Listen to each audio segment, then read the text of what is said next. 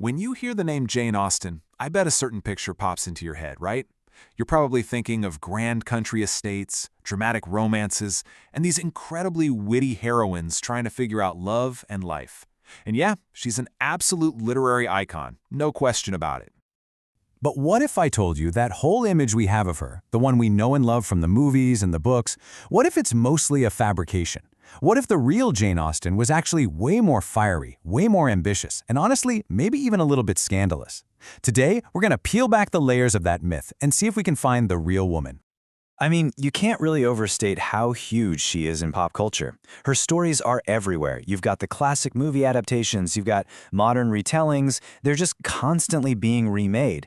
And while that's awesome for keeping her work alive, it also kind of doubles down on this very specific, almost sanitized version of who she was.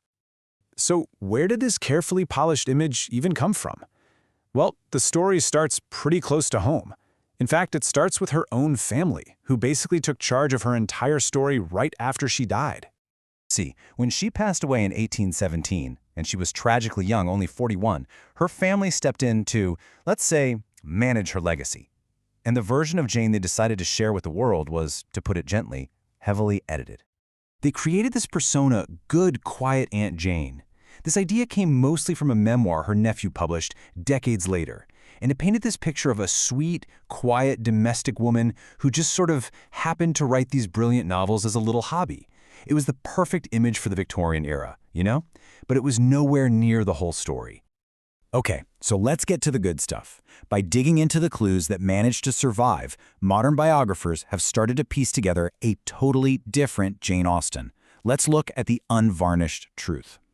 So, the myth tells us she was gentle, domestic, and just writing for fun. But the reality, well, the letters of hers that we do have show a woman with a sharp, sometimes even acid wit. And she was no hobbyist, she was a professional with serious ambition. As for that happy, carefree family life, the truth is, it was often incredibly stressful, with very real money problems hanging over their heads. Now, to really understand Jane's inner world, we have to talk about her sister, Cassandra. They were best friends, totally inseparable. But here's the crazy twist. Cassandra is also the main reason so much of the real Jane is lost to us forever. Just to give you a sense of the scale of what we're talking about, historians estimate that Jane wrote somewhere around 3,000 letters in her lifetime. I mean, can you imagine? That would have been a direct pipeline into her brain, all her thoughts, her jokes, her totally unfiltered opinions. And out of those 3,000 letters, we have about 160. So what happened to the rest? Cassandra burned them, on purpose. The going theory is that she was trying to protect the family's reputation from Jane's super sharp, sometimes brutally honest observations about people. The real Jane, it seems, was maybe just a little too real for the public to handle. This complicated reality wasn't just in her personal life either. It was a massive part of her professional life too.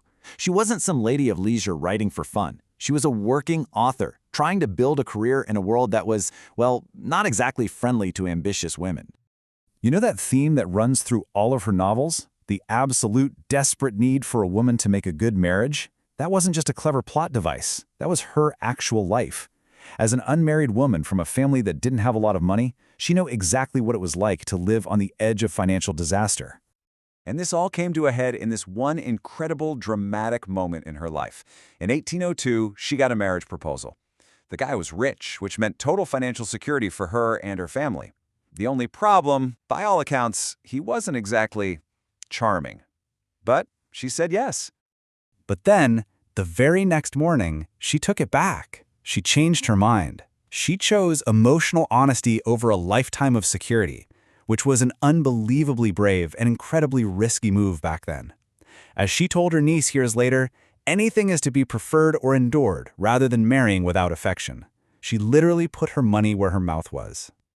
So, with marriage off the table, she had to rely on her writing to support herself. But even that wasn't simple. For a woman of her class to write for money was seen as, well, a bit improper.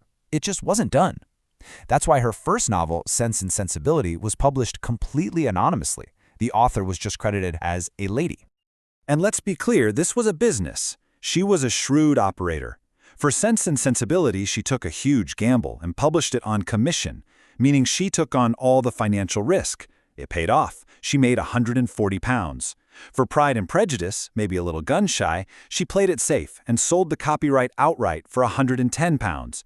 But that book became a smash hit, and that one decision cost her a potential profit of over £475, an absolutely enormous amount of money back then. So how did we get from this anonymous author fighting for every penny to the global icon we know today? Well, the funny thing is, almost all of her fame came after she was gone. So after she died in 1817, her brother Henry finally revealed to the world that she was the author. But the real game changer came in 1833, when her novels were republished and found a massive new audience. And then, get this, in 1869, that memoir by her nephew came out, the one that created the whole Aunt Jane myth in the first place. Ironically, that's what kicked off the worldwide obsession with her that's still going strong today.